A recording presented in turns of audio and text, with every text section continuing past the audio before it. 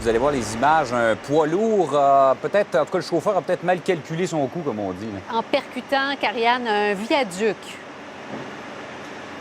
Et ce n'est pas la première fois où on se trouve sur la rue Guy, donc tout près des intersections de René-Lévesque-Ouest entre Saint-Antoine également. Voyez ce camion semi-remorque qui est venu s'encastrer sous le viaduc.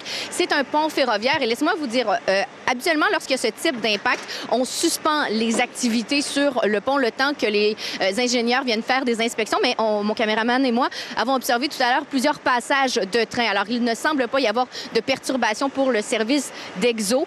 Quoi qu'il en soit, la circulation, elle, est perturbée parce que Guy est fermé dans les deux directions et on comprend pourquoi. Voyez ces images. À l'heure actuelle, on n'est pas en mesure d'avoir des nouvelles de l'état de santé du conducteur ou de la conductrice, mais vous voyez, on procède présentement au déchargement du contenu de la semi-remorque. On parle d'équipements de scène, d'équipements également de spectacle. Par la suite, parce que sous la force de l'impact, le semi-remorque s'est carrément cassé. Alors, il faut le soutenir avec cette grue présentement et ensuite, on va tirer le camion pour le désencastrer. Alors, on comprend que c'est une opération délicate. On en a encore pour plusieurs minutes, voire au moins pour la prochaine heure. C'est un incident qui s'est produit vers 3h30 ce matin.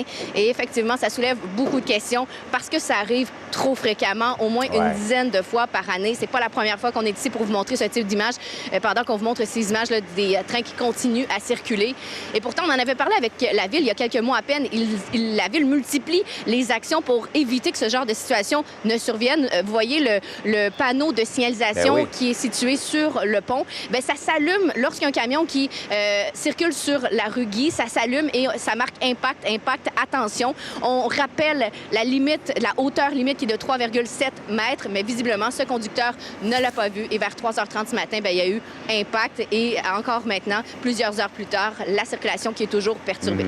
Circulation routière qui est perturbée sur la rue Guy, rappelons-le, mais pas ferroviaire, comme vous venez de nous le montrer. Les trains de banlieue continuent de circuler. Ça, c'est la bonne nouvelle. Merci, Karianne.